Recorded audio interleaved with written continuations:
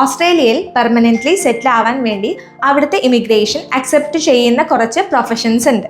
ആ ഒരു പ്രൊഫഷൻ ലിസ്റ്റിനെ പറയുന്നത് സ്കിൽഡ് ഒക്യുപ്പേഷൻ ലിസ്റ്റ് എന്നാണ്.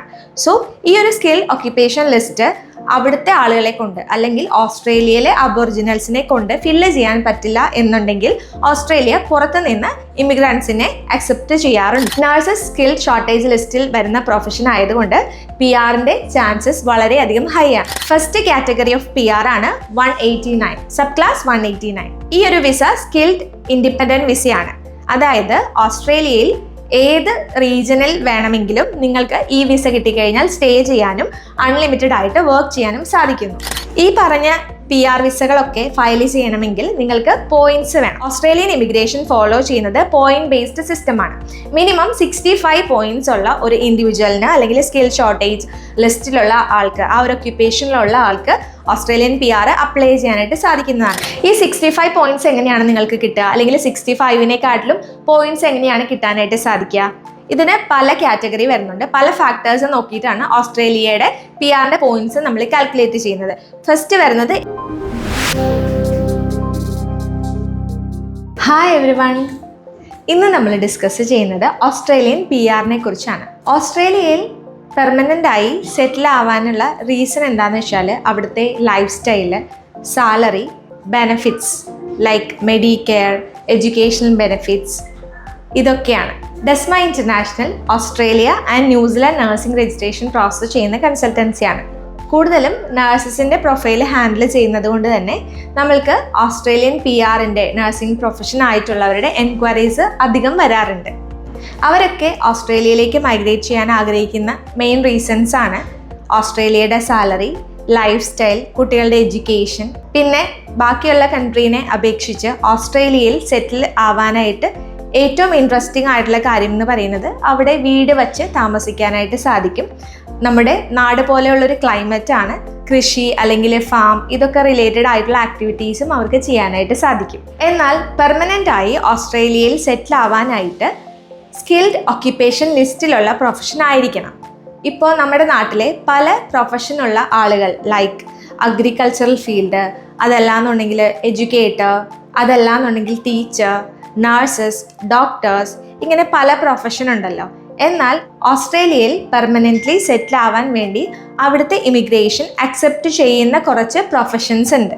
ആ ഒരു പ്രൊഫഷൻ ലിസ്റ്റിനെ പറയുന്നത് സ്കിൽഡ് ഒക്യുപ്പേഷൻ ലിസ്റ്റ് എന്നാണ്.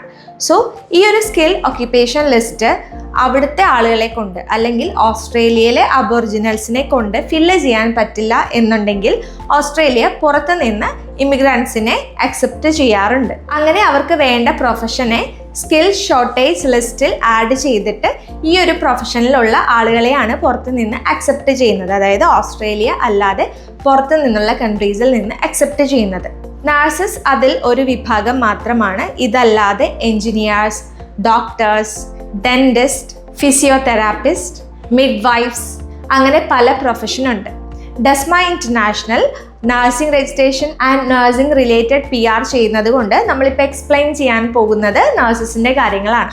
നഴ്സസ് സ്കിൽ ഷോർട്ടേജ് ലിസ്റ്റിൽ വരുന്ന പ്രൊഫഷൻ ആയതുകൊണ്ട് PR-ന്റെ ചാൻസസ് വളരെയധികം ഹൈ ആണ്. ഈ ഒരു വീഡിയോ നമ്മൾ 2 പാർട്ടായിട്ടാണ് ചെയ്യാനായിട്ട് ഉദ്ദേശിക്കുന്നത്. കാരണം ഇതൊരു ലെങ്തി വീഡിയോ ആണ്. സോ 2 പാർട്ടും നിങ്ങൾ ഫുള്ളായിട്ട് കാണുക. ഇതിനകത്ത് അത്യാവശ്യം വേണ്ടിയിട്ടുള്ള എല്ലാ ഡീറ്റെയിൽസും പ്രൊവൈഡ് ചെയ്യുന്നുണ്ട്. എന്തുകൊണ്ടാണ് നഴ്സസിന് ഓസ്ട്രേലിയയിലേക്ക് മൈഗ്രേറ്റ് ചെയ്യാൻ പറ്റുന്നത് എന്ന് എല്ലാവർക്കും മനസ്സിലായി കാണുമെന്ന് വിചാരിക്കുന്നു. അതിൻ്റെ മെയിൻ റീസൺ എന്ന് പറയുന്നത് നഴ്സിംഗ് പ്രൊഫഷൻ എന്ന് പറയുന്നത് ഓസ്ട്രേലിയയിൽ സ്കിൽ ഷോർട്ടേജ് ലിസ്റ്റിലുള്ളതാണ്. അവിടുത്തെ ജനിച്ച് വളർന്ന ആളുകൾ, അതായത് അബോറിജിനൽസിന് ഫില്ല് ചെയ്യാൻ പറ്റാത്ത വേക്കൻസി ആയതുകൊണ്ട് ഓസ്ട്രേലിയ പുറത്ത് നിന്ന് നഴ്സസിനെ അക്സെപ്റ്റ് ചെയ്യാനായിട്ട് തുടങ്ങി. ഇത് കുറച്ച് വർഷങ്ങളായിട്ട് നടന്നു വരുന്ന പ്രാക്ടീസാണ്. ഇനി നമുക്ക് PR ഡീറ്റെയിൽസിലേക്ക് പോവാം. ഫസ്റ്റ് കാറ്റഗറി ഓഫ് PR ആണ് 189, സബ് ക്ലാസ് 189. ഈ ഒരു വിസ സ്കിൽഡ് ഇൻഡിപെൻഡൻറ്റ് വിസയാണ്. അതായത് ഓസ്ട്രേലിയയിൽ ഏത് റീജിയനിൽ വേണമെങ്കിലും നിങ്ങൾക്ക് ഈ വിസ കിട്ടിക്കഴിഞ്ഞാൽ സ്റ്റേ ചെയ്യാനും അൺലിമിറ്റഡ് ആയിട്ട് വർക്ക് ചെയ്യാനും സാധിക്കുന്നു. സബ് ക്ലാസ് പല ടൈപ്പ് വരുന്നുണ്ട്. ഇപ്പം നമ്മൾ ജനറലൈസ് ചെയ്തിട്ട് കുറച്ച് ഡീറ്റെയിൽസ് മാത്രമാണ് എക്സ്പ്ലെയിൻ ചെയ്യുന്നുള്ളൂ. ഇനി വരുന്ന ഓരോ വീഡിയോസിൽ ഓരോ വിസയുടെ ഡീറ്റെയിൽ ആയിട്ടുള്ള എക്സ്പ്ലനേഷൻ ആയിട്ട് വരുന്നതാണ്. സോ ഫസ്റ്റ് വണ്ണാണ് 189 നമ്മൾക്ക് ആ ഒരു വിസ കിട്ടിക്കഴിഞ്ഞാൽ ഓസ്ട്രേലിയയിൽ എവിടെ വേണമെങ്കിലും നിങ്ങൾക്ക് ഇഷ്ടമുള്ള സ്ഥലത്ത് താമസിച്ച് വർക്ക് ചെയ്യാനായിട്ട് സാധിക്കുന്നു. അടുത്ത കാറ്റഗറിയാണ് 190. സബ് ക്ലാസ് 190 എന്ന് പറയുന്നത് സ്കിൽഡ് നോമിനേഷൻ വിസയാണ്. അത് ഓരോ പെർട്ടിക്കുലർ സ്റ്റേറ്റിലേക്ക് വേണ്ടിയിട്ടായിരിക്കും നിങ്ങൾ അപ്ലൈ ചെയ്യുന്ന. ആ ഒരു പെർട്ടിക്കുലർ സ്റ്റേറ്റിൽ നിന്ന് നിങ്ങൾക്ക് അക്സെപ്റ്റേഷൻ അല്ലെങ്കിൽ ഇൻവിറ്റേഷൻ കിട്ടുകയാണെങ്കിൽ നിങ്ങൾക്ക് അവിടത്തേക്ക് വിസ ഫയൽ ചെയ്ത് ആ ഒരു സ്റ്റേറ്റിലേക്കുള്ള PR-ന് വേണ്ടിയിട്ട് അപ്ലൈ ചെയ്യാവുന്നതാണ്. അപ്പോൾ നിങ്ങൾക്ക് ആ ഒരു സ്റ്റേറ്റിൽ മാത്രമായിരിക്കും താമസിക്കാനായിട്ട് സാധിക്കുക. ഫോർ എക്സാമ്പിൾ NSWയിലേക്കാണ് അല്ലെങ്കിൽ ന്യൂ സൗത്ത് വെയിൽസിലേക്കാണ് നിങ്ങൾ ആപ്ലിക്കേഷൻ ഇടുന്നതെങ്കിൽ നിങ്ങൾക്ക് അത് 190 കാറ്റഗറി ആയിട്ടായിരിക്കും വരുന്നത്. ആ ഒരു ഏരിയയിൽ മാത്രമാണ് നിൽക്കാനായിട്ട് സാധിക്കുക. 2 years അവിടെ തന്നെ നിൽക്കണം, വർക്കും അവിടെ തന്നെ ആയിരിക്കണം. അതാണ് കുറച്ച് ലിമിറ്റേഷൻസ് അതിലുണ്ട്. കാരണം ചെന്ന ഉടനെ തന്നെ നിങ്ങൾക്ക് റീലൊക്കേഷൻ പോസിബിൾ അല്ല. പക്ഷേ PR തന്നെയാണ്. PR-ൽ കിട്ടുന്ന എല്ലാ ബെനിഫിറ്റ്സും ഈ 190 സ്കിൽഡ് നോമിനേഷൻ വിസയിലും നിങ്ങൾക്ക് കിട്ടുന്നതാണ്. അടുത്ത കാറ്റഗറി ഓഫ് PR ആണ് 186 PR. സബ് ക്ലാസ് 186 എന്ന് പറയുന്നത് എംപ്ലോയർ ഡയറക്ട്ലി പ്രൊവൈഡ് ചെയ്യുന്ന ഒരു വിസയാണ്. ഇത് PR തന്നെയാണ്. ഇപ്പോൾ കുറച്ച് നാളുകളായിട്ട് എംപ്ലോയർ ഡയറക്റ്റ് PR എംപ്ലോയീസിന് വേണ്ടിയിട്ട് കൊടുക്കാറില്ല. ഈ വിസയിൽ വരുന്നത് ഒരു പെർട്ടിക്കുലർ എംപ്ലോയർ നിങ്ങളെ സ്പോൺസർ ചെയ്ത് കൊണ്ടുപോയി കഴിഞ്ഞാൽ നിങ്ങൾ അവരുടെ കൂടെ മിനിമം ഒരു 2 years വർക്ക് ചെയ്യേണ്ടി വരും. അതിനുശേഷമാണ് നിങ്ങൾക്ക് കുറച്ചുകൂടി ഫ്രീ ആയിട്ട് വേറെ സ്ഥലങ്ങളിലേക്കോ അല്ലെങ്കിൽ വേറെ എംപ്ലോയറിലേക്കൊക്കെ വർക്ക് ചെയ്യാനായിട്ട് സാധിക്കുകയുള്ളൂ. ആ ഒരു എംപ്ലോയറിൻ്റെ കോൺട്രാക്റ്റിൽ അവർ പറയുന്നതാണ് എത്ര വർഷം വർക്ക് ചെയ്യണം എന്നുള്ളത്. ഞാനൊരു എക്സാമ്പിൾ ആയിട്ടാണ് 2 years പറഞ്ഞത്. ചിലപ്പോൾ അപ് ടു 4 years 5 years ആ എംപ്ലോയറുടെ കൂടെ വർക്ക് ചെയ്യണം എന്നുള്ളത് ഓഫർ ലെറ്ററിൽ മെൻഷൻഡ് ആണെങ്കിൽ നിങ്ങൾ അത് തന്നെ ഫോളോ ചെയ്യേണ്ടി വരും. അത് ടെർമിനേഷനൊക്കെ പോകുമ്പോൾ കുറച്ചുകൂടെ ഡിഫിക്കൽട്ടായിരിക്കും അതിൻ്റെ ബാക്കിയുള്ള ലീഗൽ ഫോർമാലിറ്റീസ് നോക്കുമ്പോൾ. വിസയുടെ ആ ഒരു ടൈപ്പ് നോക്കുകയാണെങ്കിൽ 186 PR എംപ്ലോയർ നോമിനേറ്റ് ചെയ്യുന്ന PR ആണ്. ആ എംപ്ലോയർ പറയുന്ന പോലെ ഇത്ര നാളത്തേക്ക് നിങ്ങൾ വർക്ക് ചെയ്യേണ്ടി വരും. ബട്ട് PR ആയതുകൊണ്ട് തന്നെ എല്ലാ ബെനിഫിറ്റ്സും ഓസ്ട്രേലിയയുടേത് നിങ്ങൾക്ക് കിട്ടുന്നതാണ്. അടുത്ത കാറ്റഗറിയാണ് 491. 491 എന്ന് പറയുന്നത് ഡയറക്റ്റ് PR അല്ല, പക്ഷേ PR പോലെ തന്നെ ഏകദേശം സിമിലർ ആയിട്ടുള്ളൊരു വിസയാണ്. സ്കിൽ റീജിയണൽ വർക്ക് വിസയാണ്. അതായത് ഈ ഒരു വിസ കിട്ടിക്കഴിഞ്ഞാൽ നിങ്ങൾക്ക് ഓസ്ട്രേലിയയിലെ റീജിയണൽ ഏരിയയിൽ നമ്മൾ എങ്ങോട്ടേക്കാണോ അപ്ലൈ ചെയ്യുന്നത് ആ ഏരിയയിൽ വർക്ക് ചെയ്യാനും താമസിക്കാനുമുള്ള റൈറ്റ് കിട്ടുന്നതാണ്. 3 years ആണ് നിങ്ങൾക്ക് അവിടെ സ്റ്റേ ചെയ്യേണ്ടി വരുന്നത്.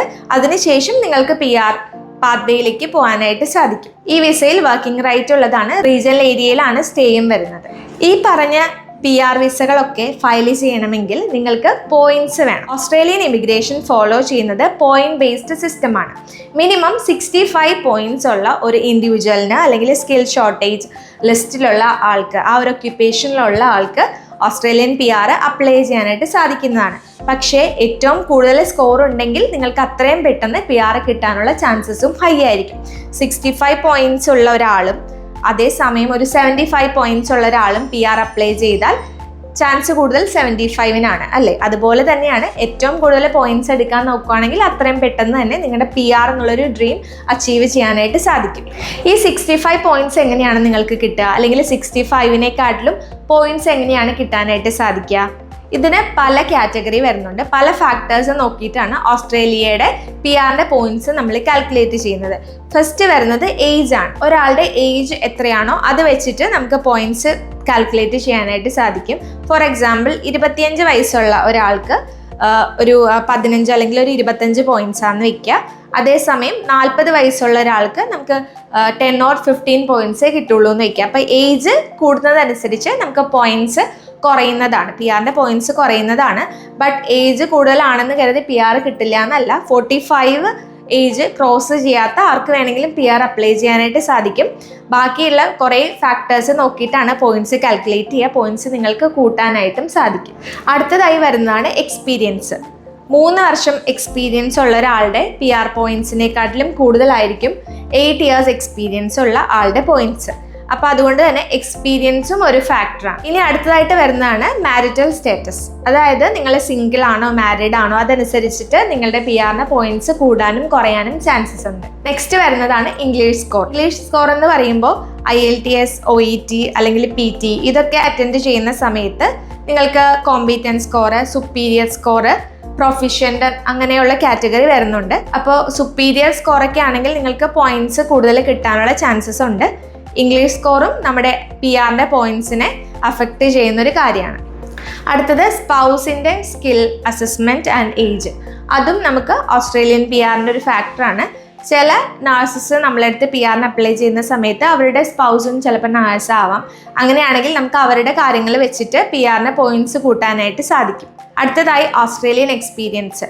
ചില ആളുകൾ ഓൾറെഡി ഓസ്ട്രേലിയയിൽ ഉള്ളവരായിരിക്കാം, അവർക്ക് ഓസ്ട്രേലിയൻ എക്സ്പീരിയൻസ് ഒക്കെ ഉണ്ട്. അവിടെ ചെന്നിട്ട് PR അപ്ലൈ ചെയ്യുമ്പോൾ അഡീഷണൽ പോയിന്റ്സ് കിട്ടും. അപ്പോൾ അങ്ങനെയാണെങ്കിൽ ഓസ്ട്രേലിയൻ എക്സ്പീരിയൻസിന് പോയിന്റ്സ് കൂടുതൽ കിട്ടുന്നതാണ്.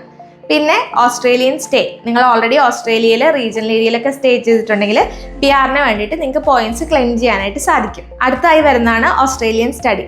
2 വർഷമോ അല്ലെങ്കിൽ അതിൽ കൂടുതലായിട്ടുള്ള സ്റ്റഡീസൊക്കെ ഓസ്ട്രേലിയയിൽ ഓൺ ക്യാമ്പസ് ആയിട്ട് ചെയ്തിട്ടുണ്ടെങ്കിൽ നിങ്ങൾക്ക് പോയിന്റ്സ് കൂടുതൽ കിട്ടുന്നതാണ്. അടുത്തായി വരുന്നതാണ് നാട്ടി എക്സാം. ഇതൊരു ട്രാൻസ്ലേഷൻ എക്സാം ആണ്. നിങ്ങൾക്ക് പോയിന്റ്സ് കൂട്ടാൻ വേണ്ടിയിട്ട് ഈ ഒരു എക്സാമിനേഷൻ അറ്റൻഡ് ചെയ്യാനായിട്ട് സാധിക്കും. അതുവഴി ഓസ്ട്രേലിയൻ PR-ൻ്റെ പോയിന്റ്സ് കാൽക്കുലേറ്റ് ചെയ്യുമ്പോൾ കൂടുതൽ പോയിന്റ്സ് കിട്ടാനുള്ള ചാൻസസും ഉണ്ട്. അപ്പോൾ ഈ കാര്യങ്ങളൊക്കെ നോക്കിയിട്ടാണ് പോയിന്റ്സ് കാൽക്കുലേറ്റ് ചെയ്യുക. മിനിമം 65 പോയിന്റ്സ് ഉള്ളവർക്ക് ഓസ്ട്രേലിയൻ PR-ന് വേണ്ടി അപ്ലൈ ചെയ്യാം.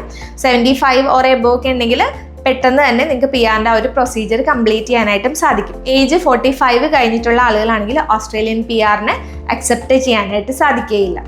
ഇത്രയാണ് നമ്മൾ പാർട്ട് 1 വീഡിയോയിൽ എക്സ്പ്ലെയിൻ ചെയ്യുന്നത്. ഇനി പാർട്ട് 2 വീഡിയോ നമ്മൾ ഉടനെ തന്നെ അപ്ലോഡ് ചെയ്യുന്നതാണ്. ഒരു വീഡിയോയിൽ അത്യാവശ്യം PR-ൻ്റെ ജനറലൈസ് ചെയ്തിട്ടുള്ള കാര്യങ്ങൾ എക്സ്പ്ലെയിൻ ചെയ്തു എന്ന് വിചാരിക്കുന്നു.